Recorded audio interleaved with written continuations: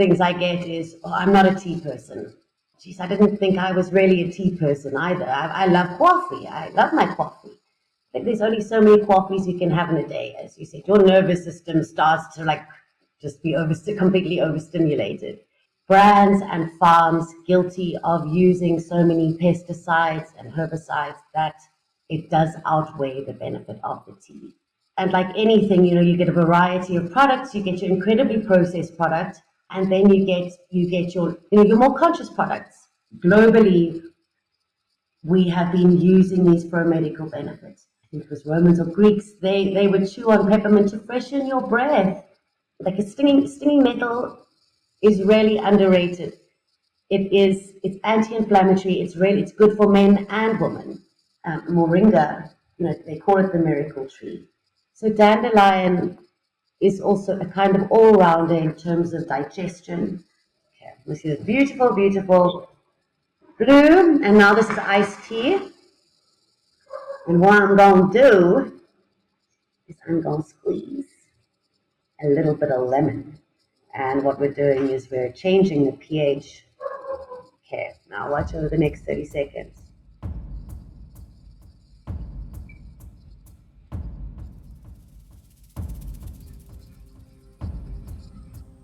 Oh, it's turning purple.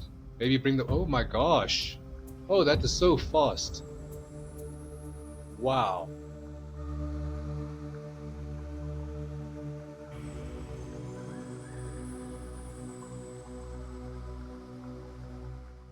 Greetings, seekers of ancient wisdom. Today we're talking about tea, and I'm joined by Caiti from Jungle Roots Tea. Is that right? Caiti, welcome to the show. Thank you very much, Deepak. Thank you for having me. And it's lovely to see you. So, Caiti, you specialize in something called a Tisane, right? It's not actually a tea. It's herbal infused water, right? And maybe tell us how you got into... How did you get into Tisane, and why are you so passionate about it? So I think, when I look back and they say you look back to your childhood things, I was often in the garden crushing herbs and my mum's flowers, much to her dismay, and mixing them with all kinds of things. And I think it was just something I liked to do. But fast forward through all of the things, came to really appreciate Tisane after looking at, remembering an experience that I had felt many years before when I wasn't drinking alcohol and I was out with my friends and I wanted a virgin mojito, but they wouldn't make it for me. So I thought, in that moment, I didn't want Coca-Cola. I didn't just want water. I wanted just something with some pizzazz. And I thought, what do I want? I wanted lemongrass iced tea, and I'd buy it. I'd pay for 20 Rand a cup. That's what I felt like, because I felt it would be refreshing, energizing, healthy, and it'd be a good alternative. It was just a thought I'd had. And then much later, I ended up, at some point, I was running a reggae bar in Thailand, and a regular bar, we had drinks and smoothies, and normal mixed drinks and alcoholic drinks. But when we had, say, more yoga people coming to join in the musical evenings and everything, I thought, what am I offering these people? Because there's only so many smoothies that you can have. It's like a whole meal, So I thought back to, I remembered this thought that I'd had about the lemongrass iced tea. And because we were in Thailand, it was really easy to find. And I found a couple of little teapots. And I thought, okay, this is what we're going to do. I'll sell tea either by the cup, but it ended up being more by the pot. And I decided we would call it the herbal bar, because we had, a couple, a beer bar, a cocktail bar, and then there was the herbal bar. And it was really, really well received. So from there, when you see the benefits of something, it's only natural to move forward with that. And so since then, it's been an ever evolving journey of learning and just knowledge about is endless, really, because the the species of plants seem, almost endless. And interestingly, there I found some plants, and you go around the world and you see all these different plants from all these different places with all these different uses that are beneficial to the life in that area. And nonetheless, we can also, we can take these plants around the world and get the benefits nonetheless. There is one that I had found there. It's called butterfly pea, and it's PEA. It is blue flower, and it is very good for. It's filled with antioxidants, and it's good for the brain. It's good for eyesight. And I'm going to show you. We're going to do a little science time experiment. I'm just going to put this light on over here. So this tea that I found, came across in Thailand. But anyway, I made a change about 7, 8 years ago, and I cut the coffee out. And I didn't want to drink the normal Ceylon tea because that's also caffeinated. So I started drinking rooibos. And in the beginning, I'd never liked rooibos because it's quite bland. It's got really not much of a flavor to it. But over the years, I just started, I don't know, getting used to the rooibos. So I've been drinking rooibos now for 6, 7 years, and I drink a lot of tea. Like I drink at least 2 or 3 cups every single day, mixed in with the water. So I love this idea of having non-caffeinated teas of different flavors. And I think that's really what this is, right? It's non-caffeinated teas. They're actually herbs, right? And I should stop calling it tea because it's not a tea. So yes, when you hear yourself saying tea, go Tisane. I'm just gonna add a little bit extra. Yeah, just when you hear yourself saying tea, just make it into a tea side. Yeah, I love that. So they are obviously very common herbs. You know, I can go to the disc game or the checkers even, and I see chamomile, I see peppermint, and a few others that have gone onto the store shelves and have, you know, people put them into tea bags, and there's a whole big production thing behind it. What do you think about that? I mean, there is now herbal tisanes available, but are they missing the point? Is there stuff lost in the processing? So okay, yes. To start, I just like to address this. So the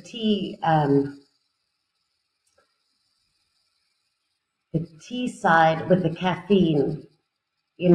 One of the most common things I get is, "Oh, I'm not a tea person," and and I think, well, geez, I didn't think I was really a tea person either. I love coffee. I love my coffee. I think there's only so many coffees you can have in a day, as you said. Your nervous system starts to just be completely overstimulated, and and so I think it's important just that it's an alternative. So in between the coffees, have a cup of tisane, or have a glass of water, have something that isn't going to stimulate your nervous system so much. What you can find in the store, is a variety of things. Yes, there are brands and farms guilty of using so many pesticides and herbicides that it does outweigh the benefit of the tea. And those tests have been done, and those brands have been named. So, yes, in some way, the processing and so the industry of it, it is a concern, and it does then miss the point. The fact that there are so many things available is amazing, and that is proof that this is something we've been using globally for thousands of years. Uh, it's recorded in Egyptian medical texts, and the Egyptians didn't record things just for fun. They recorded important things, and they recorded about these plants. So it's been thousands of years and around the world. So it is great, and it's proof that it's beneficial because the products wouldn't be on the shelves if they didn't have some value. So I think it's great. And like anything, you get a variety of products. You get your incredibly processed product that you maybe not getting the full benefit from, and then you get your more conscious products. So ones that are more towards regenerative farming practices, organic practices, not using chemicals, not radiating, certain things where we found that in order to produce these things on a mass scale, you're going to have to clean it up to make it very clean to put on a shelf. And in doing so, we are damaging, say, that microbiome that exists as a part of it that that is really beneficial for us. So we're getting maybe a diluted version of, and that's why I do, as much as I understand the convenience of a tea bag, and that some people would just prefer that, there are healthy tea bag options as well. But I do think the loose leaf, being less processed, is a better source of the nutrition that you hope to get, or that you want to get from it, as well as, say, the aromatherapeutic properties. There's so many parts to it. So let's unpack the different parts. Obviously, the one main part is the medicinal benefits or the health benefits of the tea, right? And I think you mentioned a lot of the teas, they'll be antioxidant, anti-inflammatory, they would be full of a lot of micronutrients, they're in the right format, so they're like bioavailable, so it's easily absorbed, goes straight to the brain. So there's all those wonderful things about the tea. So that's the one element. And then the other element you said is the actual flavor and the taste and just having something nice to sip on. And that's something I like to do as well. And I think a lot of people like to do that, is just have something to sip on during the day, just something nice tasting and good for you. And you've introduced a lot of different flavors to me with the teas, like there's the peppermint and hibiscus, and then you started actually making combinations. So like taking some of this herb and some of that herb and mixing them, and then it comes with a double whammy of flavor and health benefits, right? So let's start with the first one, the health benefits. Like, talk us through some of your favorite teas and some of the health benefits. Sorry, some of your favorite herbs. So it really is. It. I just think it is something incredible, and I think it is the reason that the Egyptians and ancient everybody globally, we have been using these for medical benefits. And it was that, I think, ancient, I think it was Romans or Greeks, they would chew on peppermint to freshen your breath, because there wasn't toothpaste, there wasn't a toothbrush. Can you imagine? So you find this plant and you think, wow, that makes me feel good. And so that there is definitely a change, and it's really efficient. So I think since we found fire, we've been making tisane, because we already knew some of the herbs, and we had the water. So when we and the I'll just digress for a moment with the ancient. One of the legends of the tea plant is that a Chinese emperor was a spiritual man. He was boiling water, and the wind blew the leaves of the Camellia sinensis plant, which is the tea plant, and they fell into the pot. And he noticed that the flavor was good, and it made him feel, it was the caffeine, a bit of a stimulation. So that's how they say it was discovered. And it is, tea itself is the second most drunk liquid on the planet, next to water. And so I understand also what you say about, you just want something to sip on, like we know we need the water. It is really important, but sometimes it gets a little bit boring. And you want some flavor. And that's where you can use the water with flavor and nutrients that your body knows why it's very efficient to go in. So it's warm, it's ready. So those benefits are amazing. And so getting onto some of my, I think there are a number, and probably about 15 essential herbs, 15 essential herbs that, the benefits are just, it's even if you're not a tea person or a Tisane person or a herbal health product person, even if you just made a shot, you just made like a hot shot in the morning, and you just swigged it back. I suppose that's what's easy, taking a tablet or something, but you just take it back. It's not so the things, it's less processed. That's why it's important. And so if I look at, say, I don't know, just maybe top five, like a stinging nettle is really underrated. It's anti-inflammatory. It's good for men and women of all ages. It helps men in older age with enlarged prostates, gout, um, with women menstrual pains and symptoms, and then also menopausal symptoms.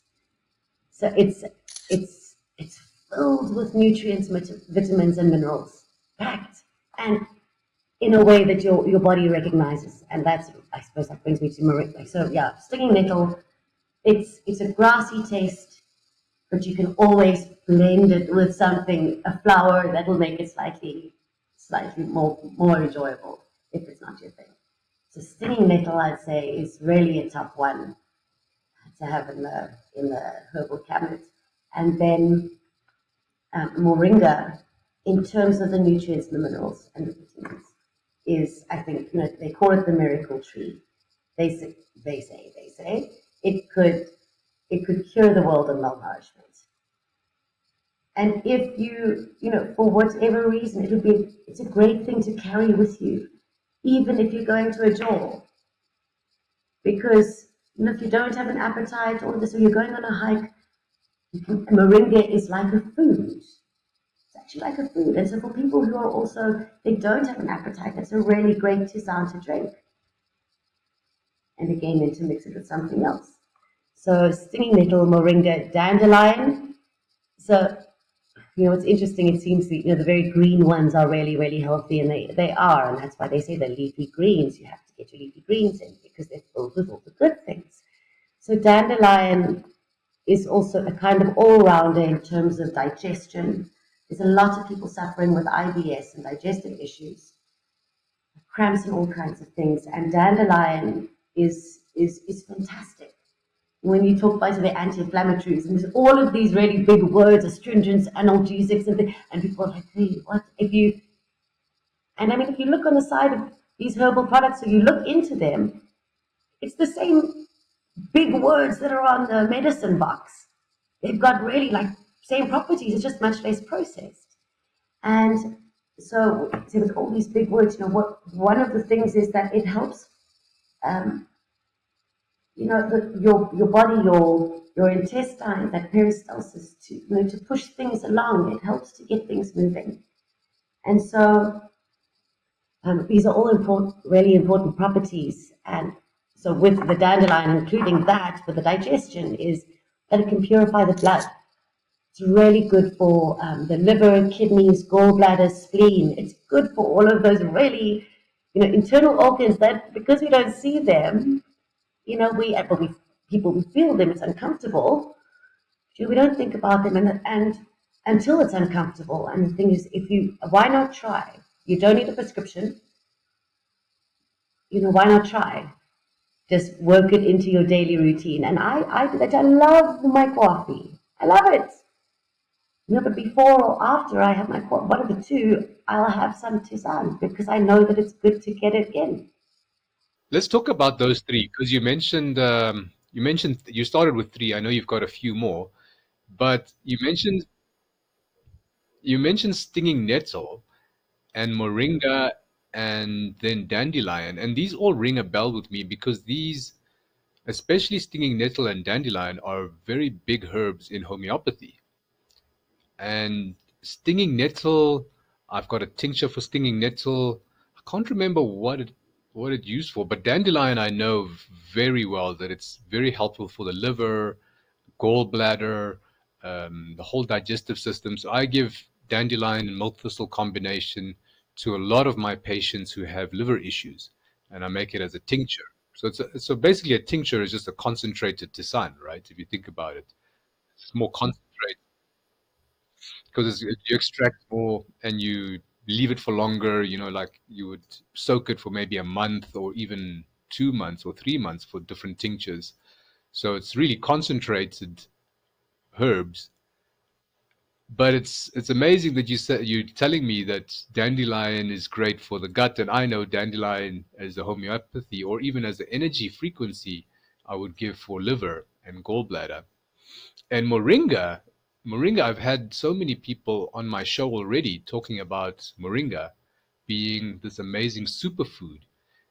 And the amazing thing about moringa is you can actually get your necessary amino acid, all your essential amino acids, and amino acids are the building blocks for proteins in the body. So just by getting moringa, you can make sure that your body has all the building blocks to make all your proteins that the body needs. And this is very important for vegans, right? Because if you're not eating plant protein or meats or eggs or that type of thing, it's something that you have to be very aware of to make sure that you're getting all the amino acids, because you might not get it if you're just eating. Yeah. So I love those three already that you mentioned: stinging nettle, moringa, dandelion. I'm very familiar with them. I use them quite a lot on myself and in my natural practice, giving it to so many patients, like I said. So what are the other two that you mentioned? You said you were going to give us maybe a list of five that are top health. Yeah, and isn't it just funny that we were taught to believe that a dandelion was this weed, it must be pulled out, but really it's fantastic medicine. It's a beautiful little flower as well, So yeah, it's just funny, that it turns out that these things that were growing in the backyard were actually really good for us. Um, so those are, I think those are ones that I often also use as like a little, as a base because I'm like, it's so good. And also use that placebo when you know that it's so good and when you know the benefits of these things, knowing that the placebo works 70 to 75% of the time. And and so when you think about that while ingesting it, you really, you're opening yourself up to all of that. So then, okay, so to move on, so I think another really essential one, and yes, it's so common, and look at where you're getting it from, because this one is an important one. It's important that you're getting the nutrients, is chamomile. And so everybody knows, okay, chamomile, yes, it's good for sleep. But I've got insomnia, I need chemicals for that, or something. People know that it's common knowledge, but each of these plants has, say, a main property, but then they have a lot of other really beneficial properties that go with it. So we know it as it has sedative properties. It'll calm you down. What's wonderful is that it's safe for children. It's something that's safe for children. So if children are getting hyperactive, guys, come, let's have a tea party. Let's have a flower juice tea party. It's a way to get them engaged. Oh, it's flower juice. Oh, I don't want to drink that. It's good for me or something. But you engage them in a way that's wonderful, and it's a natural sedative, so it can calm them down. But it's they're getting winding down for the evening or something like that. So it's enjoyable for everybody. Um, those sedative effects, also like a carminative, it works on the nerves, so it does calm the nerves. It also has fantastic anti-inflammatory effects and fantastic digestive effects. So when somebody is then, if you're having stomach cramps, stomach ache, it's a wonderful tisane to have, because it calms down the inflammation, gets everything moving. So it's one that I would say is really a go-to. Or it's got a lot of different properties. And also when you talk about, it's got the inside properties, but it's that aromatherapy, it's that experience, it's the feeling, and it's also because of the things that it's in the tea, the carminatives, the nervines, those are acting on our nerves, they are acting on our nervous system. So that's why it brings also about an experience. The peppermint, oh, that's invigorating. I want to breathe more. That's just, and that's why I think peppermint is that terpene menthol is the most used globally. It's the most produced, it's the most used because it's really beneficial. So, okay, so chamomile then being on on one of them, and then it's tough. Lemongrass, no, okay, lemongrass just because it's actually one of my personal favorites. I just think it's wonderful. I think it's refreshing. Um, yeah, it's just refreshing and revitalizing, and it's also a stimulant for cell regeneration. So yeah, it's okay. I'm going to add lemongrass in there. I'm going to add lemongrass in there. It's antiviral, antibacterial, antifungal. It's good for muscle spasms. So if somebody does heavy workouts, things like that, you're a runner, you have your water, but also you can make, and so any of these tisanes you can make as an iced tisane as well on a hot summer's day. Put some lemon in there or something like that. Put some mint leaves inside the peppermint. It's wonderful. So, so in terms of sports, muscle spasms, lemongrass is a great one. Well, you've given us five already, so I like those five, and those are a good five to start with. But I wanted to talk about chamomile because I've got a story to share about chamomile. And again, chamomile is a very common homeopathy herb or tincture that we use. And in potentized form, I would give chamomile to the ideal patient is the hysterical woman. So a woman that's like throwing hysteria, doing tantrums. So in my homeopathy book, when we talk about chamomile, they usually have a description, so like chamomile is for the hysterical person, this herb is for that type of person. So it really is so powerful as a tincture to calm the whole system, right? Such a deep blue color of that tea. So chamomile I've known is so strong just to calm the whole system. Like you said, it calms the nervous system, calms the whole person, helps with the heart, makes the heart just beat a bit slower, and it helps for hysterical situations. But I found that it's also very powerful when a person is having a deep detox. So some of the remedies that I make for people, they stimulate or start a detox process in the person, which means getting rid of toxins that have been sitting and stored in your body for, probably your whole life. Once you start taking some homeopathy remedies, especially the energy medicine stuff, it can start a detox process. And I had one patient where the detox process was very severe. Like it just happened so fast, and he broke out with rash and hives and skin pimples all over his skin, like from his head all around his body, his torso, front, back, down his back, down his legs, everywhere. And it was just so severe. And the way we managed that situation, because it was so uncomfortable, it was itching and it was pussing and it was just like very, very awkward for the person. But this was a beautiful thing because we were getting rid of the toxins, right? Correct. So that's what we did. So I spoke to my teacher who was teaching me homeopathy, and she said, get some chamomile, and even if you just get the tea bags, you can get the wet tea bags and just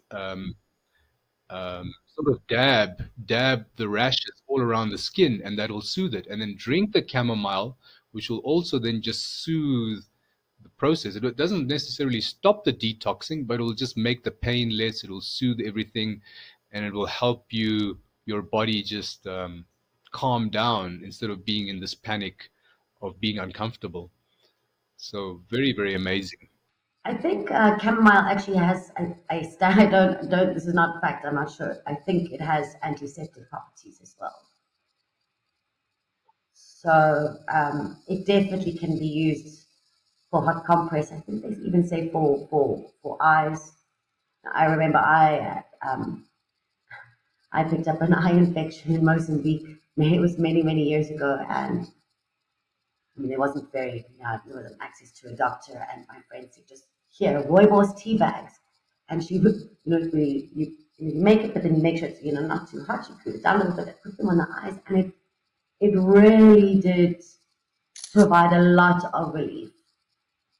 So it's amazing how many applications these herbs have. And I love how you said, you put it on the outside and then you drink it, because it's kind of that like whole experience of what's good for the outside is good for the inside. And I do like to, when I call it the herbal bath, is first I would, um, and I put them in, say, like an organza bag, these loose leaf herbs, but like 15 of them really, really good for the hair and the skin. And put that in the bath. And now I use the filter, see the coffee filter, and I fill that and make it really strong with herbs, hot water, and then I filter that into the bath, and I fill it with hot water again, because there's a lot of, obviously, goodness. I use the bigger one for that. But it's really the benefits for the skin. I mean, why do you think there's so many rooibos products, skincare products, from the makeup removers, face wash? I think they actually put like little bits of rooibos in there. What a vibe! That's so cool. And if you are a coffee person, you know how good coffee is for your skin. It's not the most, say, graceful way to start the day. But I do recommend everybody try this as a fork with filter coffee. Those your old granules. You rub it on your face, rub it on your skin, and you can feel the difference, like from here to here, from before and after. You can feel it's amazing. And they also say that the caffeine is stimulating to the skin cells as well. So let's go into how you make the combinations, right? Because this is where the flavor and maybe the type of benefits you want come in. So you mentioned like you sometimes use one of the Tisanes as a base. So like the ones that have an earthy kind of flavor, you use that as a base. So this is where you have your dandelion or your stinging nettle or your moringa even, right? Because they have very earthy kind of flavor. And then to that you would add a, something with a bit more scent to it, like maybe a chamomile or a peppermint or something like that. So talk us through how you make different flavors. That's So I didn't go to TU or Tisane University or anything. So I just done what's sort of felt intuitively right for me. I think that, as I said, using one of those as a base, it's like the base of nutrients. If you're gonna have this drink, whatever, you might as well put it in. So that's it's like the base of nutrients to make sure like you're getting all of that good stuff in. And then, because I'm sure that there are proper ways to take that, to blend tea and everything. But let's say one of those as a base of nutrients, and then you can say dress it up with some flowers, something a little bit sweeter, because a lot of people also say, well, what about sugar and milk? And I always say to people, just try it first. And then you can add whatever you like. I mean, I don't add milk. I mean, you could, but for me, it's like a separate thing in my mind. Tea with milk. So it's like having rooibos. I could have rooibos with honey and milk, or I could have rooibos with honey and lemon. They're two different things for different times and different feelings. And I try to keep it, as much as I love honey, I just try to keep it as natural as possible. So the base of nutrients, and then like a flower, and then maybe something else to round it. So like a rooibos does have a nice round flavor, and honeybush has a nice round flavor, but not always. So jasmine and lemongrass is delightful, absolutely delightful, refreshing. Lemongrass has a great aromatherapeutic effect, anti-depression, anti-anxiety, which, I mean, so these are things, again, that are very rife in our modern society and can we can also just put these little things. I'm feeling overwhelmed now. Okay, just a cup of tea or tisane, chamomile, just something, or a blend of them. Lemon balm. There's so many. That's the thing. There's so many that you can draw from. So the experience is kind of endless. But we were talking about, okay, so the blends. So let me understand this correctly. So you said, and I like the process. You said you have the base, which is base of nutrients, earthy, then you have a flower, and then you have something to round it. So just to finish it off and complete it in a way. Yeah, just a little something extra, say. And which is why I love the loose leaf, variety. And I have my, jars, and I'd love for everybody to have in their kitchen, and little cabinets with these herbal jars that you can make it how you feel that day. Because anything that you have constantly, your body is going to get used to. So it's good. That's why variety is good. And that's why having the variety there, well, okay, I feel like this, or I'm feeling like that, I need this. And you've got something for everything. So, yeah, so for, say an example of, a really lovely cup of tea.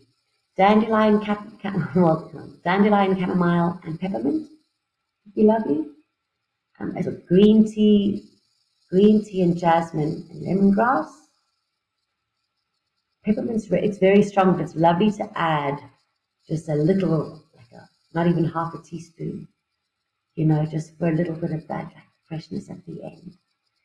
And it's also, I suppose, the experience of the taste buds, what you taste first, which taste lingers, what maybe comes afterwards.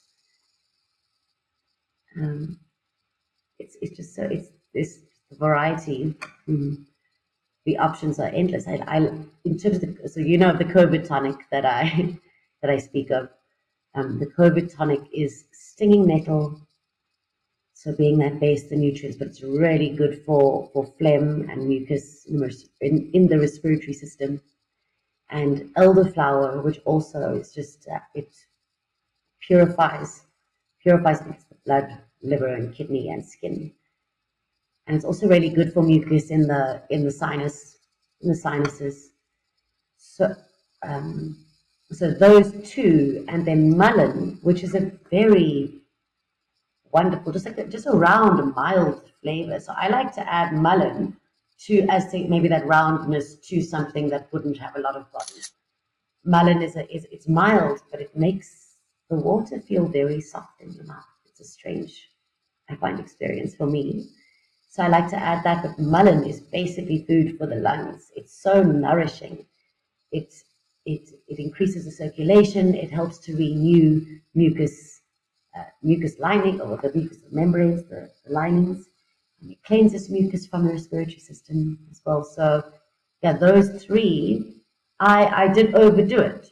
I'd say I drank too much of the COVID tonic, but it was. I mean, I didn't get sick for ages. I didn't get sick for years.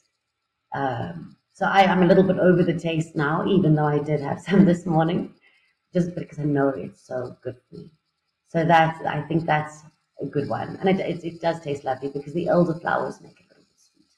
That's a lovely combination, and I got the opportunity to taste it, I think about 3 or 4 weeks ago. I was feeling very, very sick, very phlegmish. I was coughing nonstop, and then you made that combination. So just remind us again, it's stinging nettle, mullein, elderflower, and and I think you made it in one of those coffee strainers, like a big coffee strainer. So you put all the herbs in, and then you obviously close the coffee strainer, put the water in, and then you let it sit there for a few minutes, and then you slowly push the plunger down.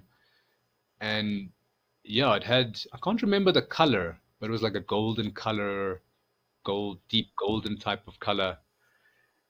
And is that the easiest way to make a tisane practically, is to use a coffee strainer, especially if you want to mix different herbs and you want to use the loose leaves, right? Because we're trying to get people to use the loose leaves instead of the tea bags, so you can make your own custom flavors, right? Or own custom made mixes. And it's, I suppose, also about, asking your body, like, what do I feel like? What do I need? You know how you're feeling. You think, oh, I know this is really good for this, and I know this is good for this, and I know this is good for that. And I mean, through that whole process, it's so beneficial. So in terms of ease of making them, there are so many ways to make it. And I think that, for somebody on the go, somebody who's really on the go, yes, this is a really easy way to make it. Here's a little coffee filter, the French press. Thank you, French. So I actually have my little COVID tonic in there. Put your herbs inside, fill it up with water, and you can see all the herbs rise up to the top, but then slowly as it brews, they start to fall down. So you can push it down before they've all fallen down. Just see. So then you just pop this on the top, wait for them to fall down. You see the color. I mean, the colors of them are absolutely stunning, and I think they're also kind of can be indicative of what they're good for. Like hibiscus being really good for all blood things, high blood pressure, blood cholesterol, and and then once it's brewed, you push it down. So you're straining all of that down, and you've got a beautiful fresh cup of tea. Then those leftover herbs, you could I throw them into the pot plants in my garden. My God, they love it. Still got nutrients in it. So sometimes it depends how many herbs I put in. I refill it a second time. So I think that's like, for somebody on the go or who drinks really frequently. That's a really easy way to do it. If you wanted to be more ceremonial about it, there's wonderful little teapots and tea accessories. I think that those little strainers that you can pinch are wonderful. Although I think they're a bit more difficult when you do want to blend. If you maybe want to have more than one cup. So remember, you make it hot. You could make a big one and then drink the rest of it later as an iced tea, or an iced tisane. So green tea would also make it. If you put green tea in there, then it's a tea blend. And then of course, I mean, these wonderful, like the teapot is it's so great. It's so wonderful. This is fantastic. I'll show you. Okay, so if I take off the lid, and this is say your more ceremonial teapot, somebody who wants to relax in the afternoon, evening, or the morning, or whatever it is that they want to do their thing, but they want to take some time about it. So, you can see it's a glass pot. It's delicate. It's something you're taking time over. Light floral. I mean, I can imagine jasmine in this teapot. So what we've got here is a piece of glass. It fits into the middle, and that you can see it has cuts into it. Can you see at the bottom? There's cuts. So you put your herb in here. You put this in here, and then you fill it up with water, and then it infuses through, and so you can actually, you can see this beautiful color. I think if you can, it is wonderful to see it. Oh, you can't see it as much now without the light underneath. So yes, I mean, in terms of drinking, I'd say, those are the two. I used to make them by the cup, put the tea, or put the leaves, the botanicals in hot water, and I'd cover it with the saucer. I think an important thing is that it is covered, because most of these plants contain volatile oils or essential oils, which means that they evaporate really quickly and especially when in contact with heat. So when you're making these blends, these tisanes, you want to make sure that you capture those and get them back in. You don't want them to just evaporate. You want to capture them, keep them in there. That condensation is really important. So when I did make them with the saucer before I would strain it, I'd pick up that saucer and make sure that those few drops dropped into that cup, because I was like, it's the essential oil. I feel it's an essential nutrient part. I feel like it's important to get that in. So it's actually very useful that people know how to make a proper tisane, right? It's actually different to just taking a tea bag, throwing it in. There's a bit more of a process. And this thing about the evaporation, I mean, that's like a real nugget of intelligence and useful information there, right? Because as soon as you pour in the hot water to the herbs, you see like steam or vapor just coming out of there. So breathe it in, breathe it in. Yeah, it's really. It's a Because that's like an essential oil, like you said, the volatile oils in the herbs that get stimulated, activated, and they immediately release. You want to capture that. You don't want it to just go out. So very important to close your teapot. That's why they have lids. That's why they have lids, and you'll see, you can buy teacups that have the specialized like teacup. They've got a little lid on the top, but it's ready for that purpose, capturing the goodness. And so, interestingly, also was that like you can also use it as a herbal steam. If you do have respiratory issues, hay fever, sinusitis, that's where the elderflower is so amazing. Elderflower is great for allergies and sinus. And so stinging nettle, I mean, I remember I got terribly sick, also again after a trip to Mozambique. But my lungs were in such a bad way. And and I didn't really know. I thought, what really? I was there on medication, but what can I do to just ease it? And I put a whole lot of herbs: green tea, stinging nettle, elderflower, so a lot that were good. Mullein definitely good for the lungs. And I let it just simmer. So I said kind of boiled it, not over boiled it, but I mean it was so the steam was coming off, and it simmer. And I breathed. I was breathing that in, and Deepak, the change was noticeable. It was absolutely noticeable how I felt before and how I felt afterwards. The clearing was amazing. Yeah. So I think so there is, if you are standing above your tea and you don't have your teacup, you don't have a cover. I mean, breathe in those herbs. Breathe in the steam. It's really, really good for you. This is a common practice I know from my parents' generation. So they come from India, and when they have flu, they would put eucalyptus and camphor, I think, in a pot, put it over the stove, boil it, and then they would actually take like a cloth that would cover their head, and they would go put their head over the. Yes, exactly. That's what I put a towel over. Yeah, you close your head over the pot and you breathe in this eucalyptus. I think today they use the Vicks vapor rub. You can just put that into the water because it's full of eucalyptus and camphor, I think. It's camphor, menthol. Yes, camphor, menthol, eucalyptus. Those. Yeah. Yeah, so I haven't seen it very much in the Western culture, but if you go to India, I mean, it's very commonly practiced. That's what people do, and it's just like a common thing. If you're sick, just go put your head on the pot with some herbs in it, and do that a few times, and then it clears you up. I mean, absolutely. You'll probably find. I mean, that's what I suppose inhalers. Inhalers are say that, but I wouldn't be surprised if you see in the modern world, like a herbal vape. A peppermint. It'd be great if you could get the actual extract. Peppermint and mullein vape, because that you're taking the essential oil and vaporizing it and breathing it in. Just saying, I wouldn't be surprised if we saw that in the future. If we saw that in the future, but it definitely is. I mean, it's good practice to same thing. Do what your parents did. That it really does work. It's beneficial. Mm. Yeah, no, I've seen it work, and I've done it as well when I was a kid because my parents would make me do that when I was sick. So I wanted to talk a bit more about your teas and where people can find them.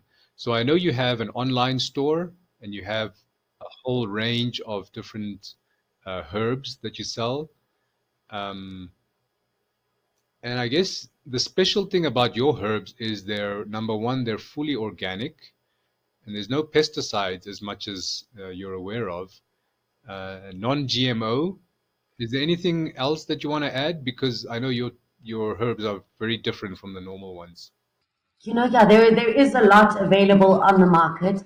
I do think it's important to, have when I found out about those companies that were using so many pesticides that it outweighed the benefit of the tea. I was like, well, what's the point? What's the point? So I do think it's important to try to get something that is as least processed and say close to source as possible.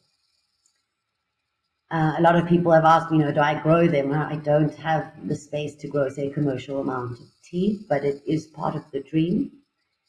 Because also regenerative farming practices, I think that's where we're going to get the best, really the best herbs. But for now, I do have suppliers that I can trust.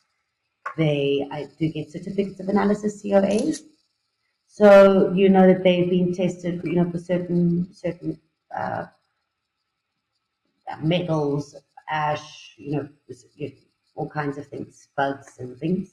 They are non-irradiated, so radiation, what they do, and they do it with herbs, is that it kills all like the tiny, teeny, tiny bugs. So again, you've just got this really clean shelf product. At the same time, it's something that it's like mutually beneficial to have them there. So we're kind of losing the point with it. So if so they're non-irradiated and they are pesticide free. They aren't all, because some of them, I mean, some of them come from other countries. Uh, they aren't all fully organic, but they are. I mean, they say all natural, which is pesticide free and non-irradiated. I think it is. Um, it's difficult to say if I'm fully organic or even you're going to pay a lot for it. I think that, and I do trust. Really, I see the benefit that it does bring, and I feel like I can trust that. And these suppliers who also that's what they do. They make sure that it's not. So people can get your teas online, right? They can place orders, get it delivered. I'm going to leave all the details to Caiti's website down below the description, so you guys can check it out. But I think they're also available at some health stores, right? I know the Green Side, for instance, they do stock your tea, and you are going to get them into a bunch of other retail stores as well. Yes, yes, that's the dream we're working towards. Yeah, so I mean, for now, yeah, the easiest way I think is online. And there are, so I mean, I do have access to a lot more that's available um, than what's available on there. So if there is something that people are looking for, they can just get in touch. There's just a lead time of about 2 weeks, to source it and bring it in and everything like that. But the ones, the ones I feel that are essential are there, are the popular ones. Um, yeah, there's a great variety. And so for me, what I would love is, and I'm starting a subscription service probably early in the new year, is that so for people to, you pay monthly and you'll have delivered to your door to it'll be to say 50 grams, which is a fair amount per month, but then you're building up over time your little herbal apothecary that you can then, yeah, and so it's like intuitive. You feel how you feel, when you're making something. I feel like that's what I've done. I'm like, oh, I try this, and I'm like, oh, okay, that's not nice. You play with it. It's very interactive as well. And I think it's a lovely thing to do with friends and family. That we've had a lot of emphasis on, say, of the fun of alcohol and all the rest. So this is also a really nice alternative. So sit with your friends, make some tisane, put some herbs in, whether they're from the garden or from the shop. Or it's a wonderful and interactive way to either be in, say, community or even alone. Have the community have some Tisane together. And I love the idea of, making different ones. So like maybe there's a group of friends you get together. This week you're going to make lemongrass, hibiscus, and dandelion. Next week you're going to mix jasmine and something else. And the next week you're going to mix something else. So each time you're getting a whole different flavor, different experience. And it's just herbs that you've now collected over time and built up, and you have a little tea cabinet. So it's very practical. I think people can reach that. It's just a little bit of knowing and awareness. I mean, I drank so many liters of tea, but it's only now recently I'm learning about all these other herbs, right? So it's a great way for people to start getting to know these other herbs that exist and start bringing them into your life because they can add so much value. So Katie, you mentioned you wanted to do like an experiment or something or like a science. Ah, science. Well, I suppose while it's a good time while we're speaking about the interactive, say, nature, of the tea, and I think that this would also be great for, for kids. What I find interesting is that it's like I taught Chinese children, and when say I mentioned something about tea, they're like, oh, tea. Like, they don't drink tea, but as I mean, the kids we drank like tea in the morning. We drink tea. But tea's got. I only found out like much later that tea has caffeine in that. I didn't know that. I thought it didn't. I thought that's why we kind of gave it to children. So I didn't realize that tea until it was much like I was like I feel old to have learned that. Um, but that's the other lovely thing about the two sciences is it is caffeine free, so the whole family can enjoy it. Okay, so science time. This really stunning blue. My goodness. I mean, if you think, like kids, if you're going to drink energy, this is like natural, probably like natural energy. Mix a couple of other things in there. So this Tisane doesn't actually have um, any kind of bold flavor at all. Okay, so here we have, so the butterfly pea blue tea. Okay, I'm From going to use Thailand. this. Asia, yeah, it is. I'm not sure indigenous to Thailand, but indigenous to Asia, yes. Yes. Okay.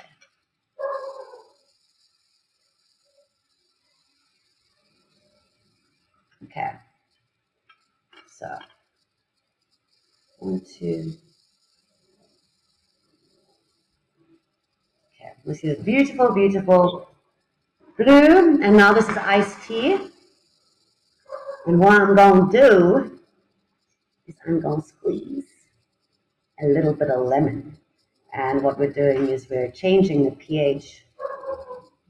So I'm going to squeeze the lemon, and then I'm going to move the light so you can maybe see. Okay, now watch over the next 30 seconds.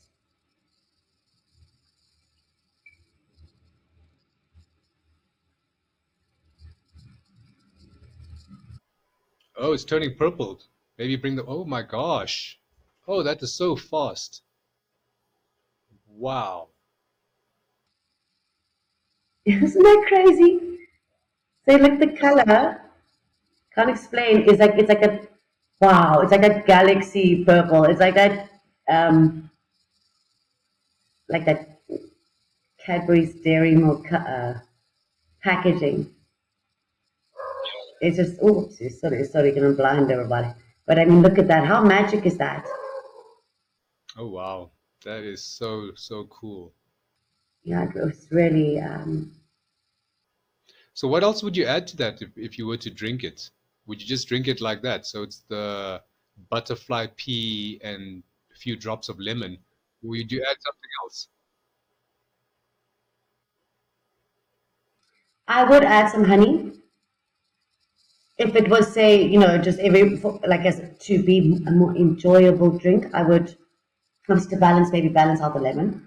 I wonder what that would do. I wonder what that would do then if it would affect it at all. But because the butterfly pea doesn't have a very strong flavor, I mean, you could. I wonder also now if I put it with lemongrass because that's got citrus, linalool. I wonder if that would change the color as well. So I mean, that's the thing. It's so interesting. It's so much fun. There's so many, you know, questions. So many things to find out about it. So that's yeah, I mean, that's a beautiful butterfly pea. And I maybe I don't know, maybe mullein to give it that round flavor. I think lemongrass would be lovely. Maybe even, I mean, peppermint would be wonderful. So can you imagine this now as, say, your gin drink or your kids drinking this? It would be so cool. Like, come guys, come have some ice flower juice. and then come and be like, oh, guys, okay, look, we put some honey inside, and we put this inside. Oh, we've got to change the color. I mean, that's honestly how my mother got us to eat porridge when we were lighties, was she made this sauce of like evaporated milk or something, I don't know, something sweet and like honey, and she mixed it all together. So it was like this sweet, looked like, I suppose, like condensed milk, but it was the magic sauce. And when she said, "Oh, guys," we'd be like, "Oh, we're going to eat this," and it's like porridge, and it's like, "Oh, the magic sauce." And she would swirl it on and say, "Oh, can you see the purple swirls? Oh, can you see the little stars? Can you see the blue diamonds? Can you?" And we'd be like, "Oh my goodness, yes!" She's like, "Quick, eat before it goes away." And that was it. It's like there's ways of doing it. So I just think that this, and then you could mix in terms of with kids. If your kid doesn't have a big appetite or whatever, mix some moringa in there. Mix some good stuff in there, because you could literally make a beautiful natural blue or purple energy. Hot or cold. And actually, I mean, I've got an idea for a drink product. Using this and this little bit of interactive, science. And the interesting thing is that they all say that the benefits, they say, may be beneficial for. They have to say that, but really, the science is validating all of these things. They have done the research; they just weren't publishing them or whatever. But the more research they're doing now, it really is validating the fact that these herbs and botanicals, they really do have an effect, and it's a symbiotic relationship between animals, people, and plants. And I almost think that they're probably they're farming us just as much, but they're refining more of the qualities that we need, more of that we're farming them for those properties.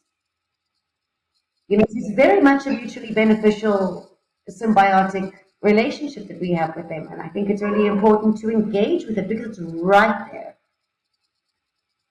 It can be in your garden. You can buy it on the internet. You can get it from your health shop. It's ready available. I do think it's important to note, where the source is, though.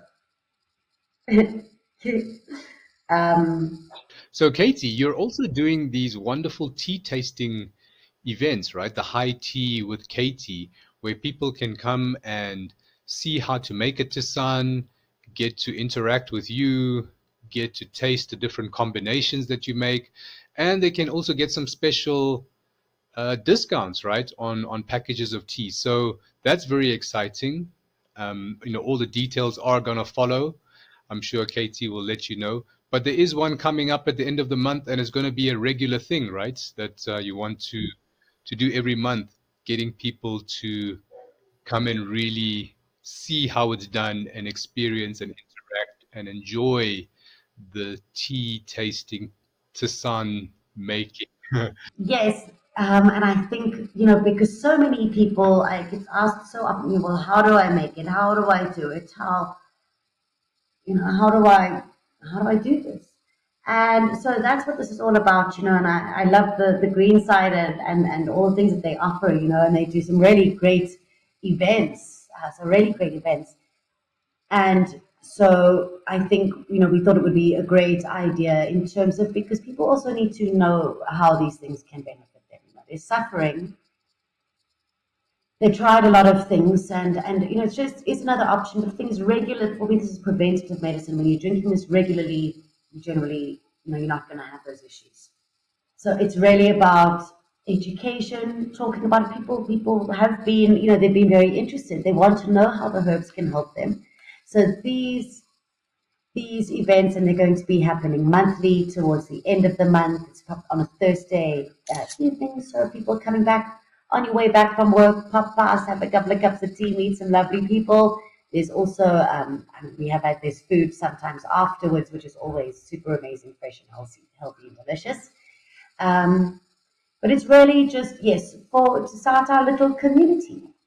There are people who, there are people, tea people. They self-proclaimed tea people. They love it. They want to come and interact with other people who are interested. But it's really just say an open door for people who are interested, for people who would like to know more and how to make it and to interact with it. We generally do say we cover two main herbs, and then we'll look at some of them around it. We have a couple of cups of tea. It's a really lovely experience. I do welcome anybody who would like to come and join, and bring your friends along as well. Bring your instruments, bring your funny hats. It's all about the people who want to be there, and it's really really interesting, and we all learn a lot. And then everybody's got their experiences and how this thing helped them. So yeah, it's wonderful to share those stories. Yeah, and people can actually experience how it feels to make the tea and see what it's like, the practicalities around it. I mean, the coffee strainer idea, I know you also use teapots and you use strainers. So it's good to see all the different ways that you can actually do this, because it's not just taking a tea bag, throwing it in a cup and pouring water. There's a little bit more to it, right, that you need to do. I mean, it can be, yeah, yeah. I do feel like, it's not that, I mean, obviously a tea bag is much easier, but it's really not difficult. You've got the herbs there. It's a part of it. Yeah, it's a wonderful experience. And I updated that out. I forgot what we were saying. Yeah, but you mentioned the little ceremony, right? I mean, you mentioned earlier about doing a ceremony, and that is maybe what this is about. It's also a little ritual that you are paying respect to the tea leaves by taking them, putting them into a pot, doing that whole process. It's like a little ceremony, I would say, of some sort. And some people are very ritualistic about it. It's really a way for them to say, what some people would use alcohol for, wind down at the end of the day, whatever. This is they come back at the end of the day, they put the kettle on, and then they sit down and do whatever they do, and they just enjoy their delicious drink. And we've laughed, you and I, about how these herbs are sort of say they've been my friends for a very long time, and I just want to introduce my friends to all of my other friends and other people that I know, because I know that they'd all get along. Everybody can benefit. I've been through years where I just have been in good health, and I really just put it down to the teas. And then when I do have bouts of not being well, it's generally also that I haven't been drinking the tea, so or the Tisane. So you see, I also do it. I also, it's just easy because I suppose we're so programmed to say tea. But yeah, it's really just preventative medicine. It really, so many of them boost your immune system. Adaptogenics, anti-mutagenics. The antioxidants. What's beautiful about that is, it's the oxidization can be damaging to your cells, damaging to the DNA in your cells, the healthy cells. And the plants that have the botanicals that have the antioxidants in, they're like free radical scavengers. They go in, keep it all nice and clean, keep it all good. So there really is. I mean, there's like science-based evidence for the fact that they're really good. And rooibos, I'm glad that you mentioned that in the beginning, because you said you just got used to it. And I mean, so many of us in South Africa, we just love it because it's that whole, say, association, um, of drinking rooibos. And it's really like common. It's really common. Like everybody knows rooibos. Some people don't like it. Most people love it. But what's incredible is that it's really good for the skin. It does. It's full of antioxidants. It also, it's really good for the cardiovascular system. People, you don't think about, you're not thinking about your cardiovascular system when you're sitting having a cup of rooibos, but really maybe you should also just think of like, oh, thank goodness, thank you, rooibos, for all of this extra love and care. It's like a hug, right, on the inside. Yeah, it's really beautiful. And so thank you so much, Deepak. I've really enjoyed having conversation about it, and I hope we can even do more. There's lots to be said, lots of herbs to discuss, and it's endless. It's wonderful. So I would really love to just encourage people to just try, give it a try. So there you have it, guys. All of Katie's details, her website for the teas, events, etc. We're going to leave it in the description, and go check it out and go learn a different way of making herbal infused water that's good for you. I drink a lot of tea. I'm already sold. I've already started having the tisanes from Jungle Roots. And yeah, it's great. So thank you very much, Katie. We really appreciate sharing all your insights about these herbs with us, introducing us to these friends that we can also be friends with. So till next time, ciao for now. Big love. Thank you so much, Deepak. It's been a pleasure. Thank you. Stay well, stay strong.